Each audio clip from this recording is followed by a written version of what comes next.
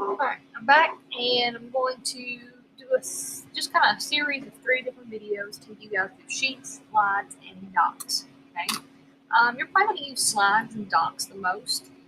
Sheets is can be a little intimidating at first, but it's really easy to use. Now, the one thing about having it on the iPad is there are features that you cannot access on the iPad like you can a computer. Excuse me.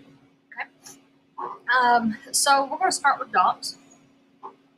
And to start off with you guys, I'm going to create just a new document. There are templates for you to use. Most of the time, I just start off.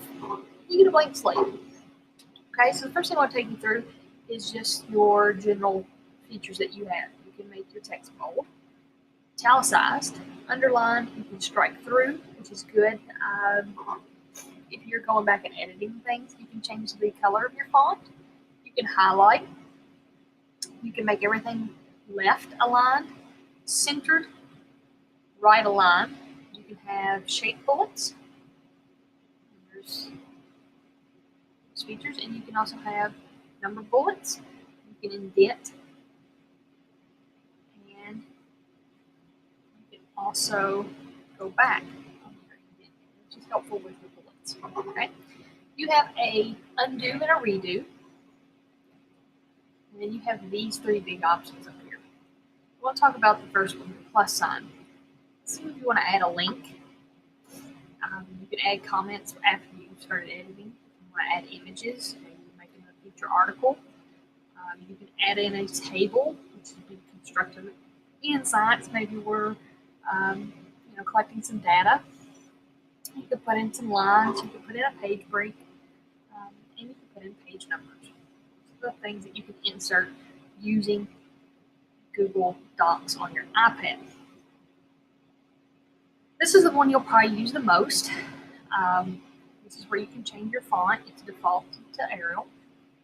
And you can change it to any of these other ones. Okay? Just make sure it's readable. Okay? Some teachers are a little pickier for other things. Some assignments require. So if you're going to submit to a contest, you're probably not going to use permanent marker, okay, or rye. You're going to use maybe your Times New Roman, something pretty standard. Okay? If I'm taking notes, I kind of like to use something that looks like my handwriting. Okay? So I'll change mine to shadows into light. I'm not sure what it is named. You can change the size of your font here. You can change your text color, highlight color, and you can do some of the same things that you have here, except there's some added ones here. Or you can have a superscript, which would be like your exponents, or a subscript, which is useful in science and things as we're using chemical equations, math class as well. Right. So that's your text features. You can also change your paragraph features. And you have an added one here. This is like justified. It makes everything equal, which can sometimes make your letters look really crazy spaced. Okay. If you want to change your number format, you can use Roman numerals. You go to AB, depends on how you want to use it. You can also pick different types of shape bullets too. So there is a lot of features here you can use just on your iPad. There's a lot more on Google, or actually on a PC. Okay. Most of the time for line spacing, you're either going to use double, which would be 2, or 1, depending on how crammed you want to get things. Right. Last thing, if you want to find out more, you hit the 3 dots.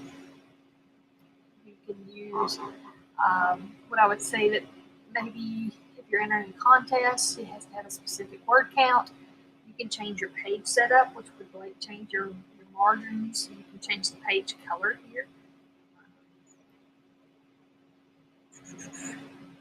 Go back. You can share and export,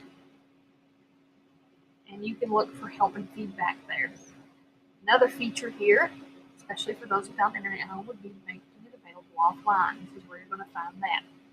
Mine's no longer available offline. If I need it to, I'll just click it back on. There's an error. I'm not sure why there's an error. Anyway, deal with that. It's a little different than like on Google Slides. If you want to share this document with other people, you go to share and export and you add people here. Okay? You use this one a lot. You can send a copy. This will be another way to get it to Google Classroom. If you started it here, the quickest way would be like I showed you in the previous video, is just click Add Attachment and go to Drive. Okay? You can have link sharing. It'll give you a link and you can email somebody the link to this. So that's your basics here. My challenge to you is as you're using these, find different ways. Teach us something. Okay? You don't, if there's like regulations like a contest, you need to stick to those, but you guys might find features that we never knew that existed. Okay? That's Google Docs on your iPad.